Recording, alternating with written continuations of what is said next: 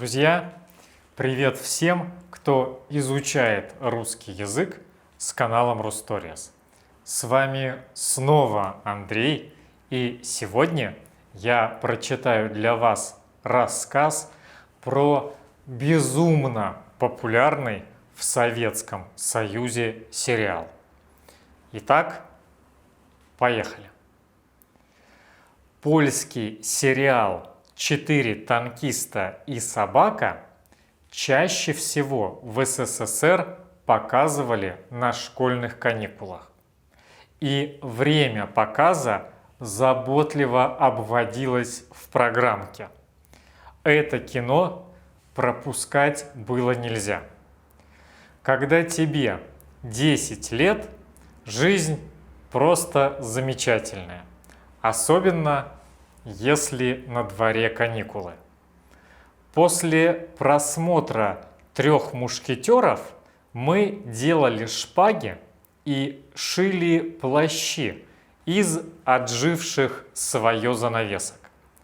После итальянского «Спрута» мы играли в комиссара Катани, отважно сражаясь против мафии. А после сериала «Четыре танкиста и собака» во дворе было не протолкнуться от танковых экипажей.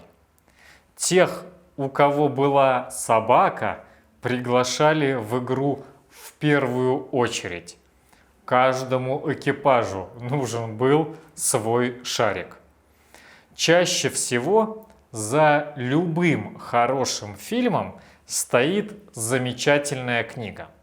«Четыре танкиста и собака» не исключение. Сначала была одноименная повесть Януша Пшимановского, впервые опубликованная в 1964 году. Она короче сериала, и поэтому повести хватило лишь на первый сезон, премьера которого состоялась 9 мая 1966 года.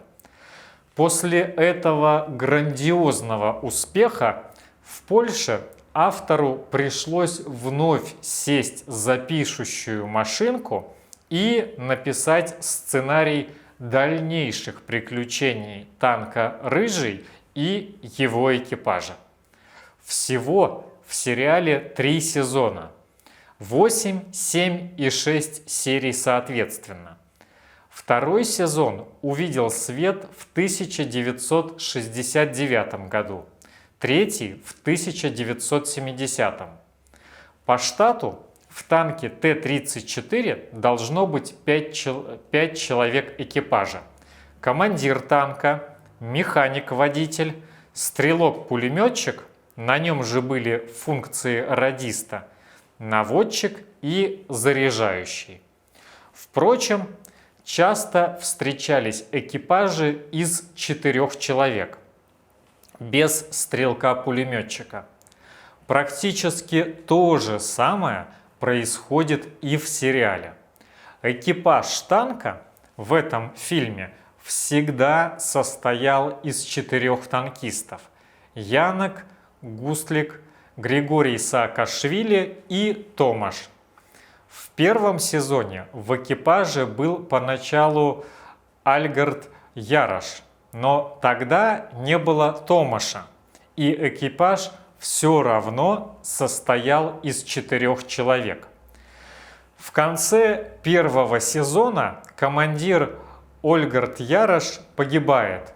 Командиром становится Янок, до этого занимавший место стрелка-радиста. Экипаж танка был полностью польским, с одним лишь исключением. Механик-водитель Григорий Саакашвили – грузин. Его сыграл поляк Владзимирш Прес.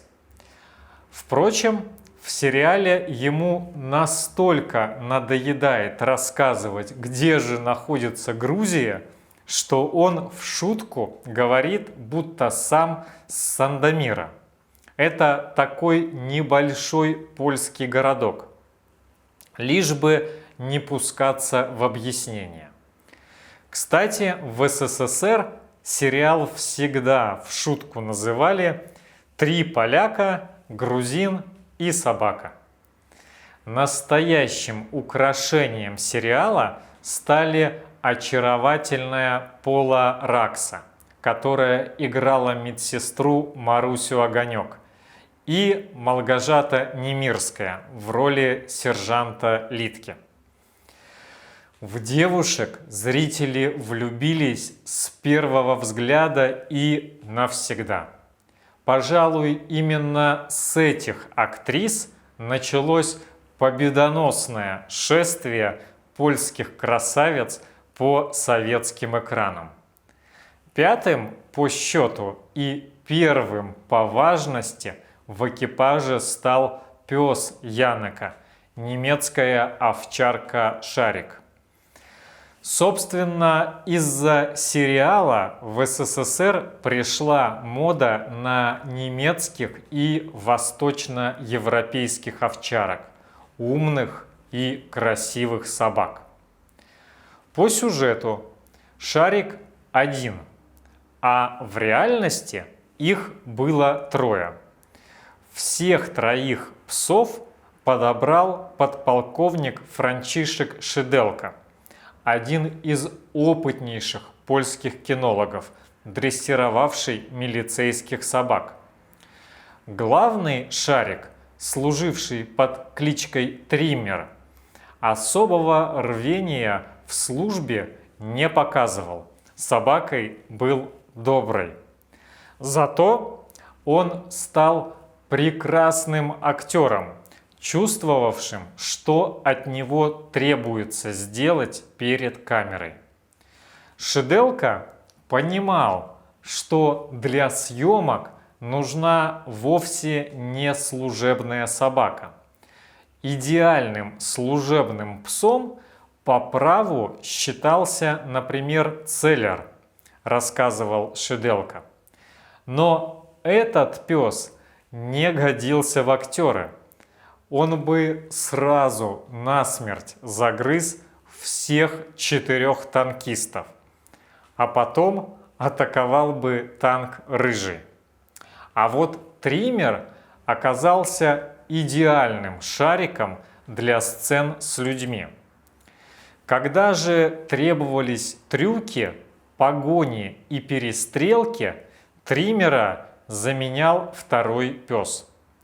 Он был не такой контактный, зато гораздо лучше работал в экшн-сценах. Третий пес был в резерве, на всякий случай. В итоге ему так и не удалось сняться в кино. Бывает. Стоит ли говорить, что Шарик стал настоящей звездой? Давать автографы он не мог. У него ведь лапы, а не руки. Поэтому самым крутым сувениром стали открытки и фотографии пса с отпечатком лапы. Отпечаток делали при помощи самого Триммера и большой штемпельной подушки. Но некоторые историки кино считают, что на самом деле именно третий Шарик работал над изготовлением сувениров. Друзья, вот такая забавная и трогательная, но, по-моему, немного обидная для третьего Шарика концовка нашего сегодняшнего рассказа. Я очень надеюсь, что он вам понравился. А у меня на сегодня все. Спасибо, что смотрели этот выпуск. Огромной вам удачи и пока!